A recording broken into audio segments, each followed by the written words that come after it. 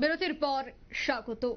আজ মহারাষ্ট্রে মুখ্যমন্ত্রীর শপথ গ্রহণ অনুষ্ঠান, আর এই শপথ গ্রহণ অনুষ্ঠানে রাজ্যের মুখ্যমন্ত্রী গতকালই কিন্তু মুম্বাইয়ের উদ্দেশ্যে রওনা দিয়েছে এবং আজ তিনি মুম্বাই গিয়ে পৌঁছে গেছেন। তবে প্রথমেই আজ সকালে তিনি ত্রিপুরা ভবনের অধিকৃত যে জায়গা বা জমি তা পরিদর্শন করেছেন, কারণ আমরা জানি যে ইতিমধ্যে মুম্বাইয়ে ত্রিপুরা ভবন গড়ে উঠছে।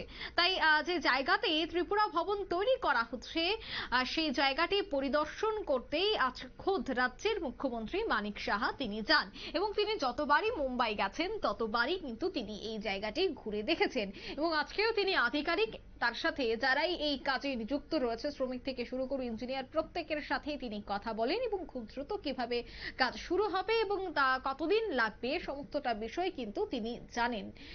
তবে মুখ্যমন্ত্রী সংবাদ মাধ্যমের মুখোমুখি হয়ে কি জানাচ্ছেন শোনাচ্ছি।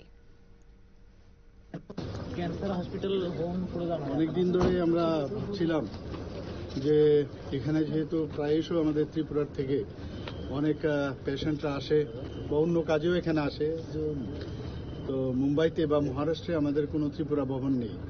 তো আমরা এই চিন্তা করে আমাদের ক্যাবিনেটে আমরা ত্রিপুরা ভবনের জন্য জায়গা আমরা এখানে নিয়েছি। তো এটার ফিজিক্যালি আমি এখানে এসেছি। আমি আজকে ভোট টেকিং সিরিমনিতে, আপনারা জানেন যে আজকে এখানে ভোট টেকিং সিরিমনি আমাদের মহারাষ্ট্রের মুখ্যমন্ত্রী আজকে নেবেন। তো আমি ভাবলাম এই সুযোগে আমি প্রোগ্রামটাও করে নিলাম যে জায়গাটা দেখে নিই। তো দেখে খুব ভালো লাগলো, খুব লুক্রেটিভ জায়গা আর খুব কাছে, এখান থেকে 4-5 কিলোমিটার হবে ওই আমাদের টাটা ক্যান্সার হসপিটাল যেটা আছে। যে সব দিক দিয়ে দুটো রাস্তা আছে, এদিকে সামনেও আছে পেছনে আছে, দুদিকে রাস্তা হচ্ছে এবং এখানে সিকিম থেকে আরম্ভ করে অন্যান্য কয়েকটা স্টেট ওনারাও নিয়েছেন।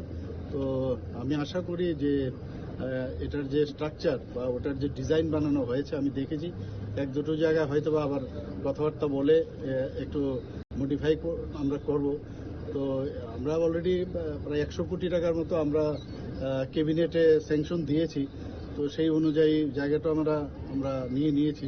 আজকে দেখলাম, আমার কাছে খুব ভালো লাগলো এবং আগামী দিনে ত্রিপুরার যারা পেশেন্ট থেকে আরম্ভ করে অন্যান্য যারা মানুষ ত্রিপুরাতে এই বোম্বেতে আসবে, ওদের থাকার জন্য একটা বিরাট সুবিধা হবে।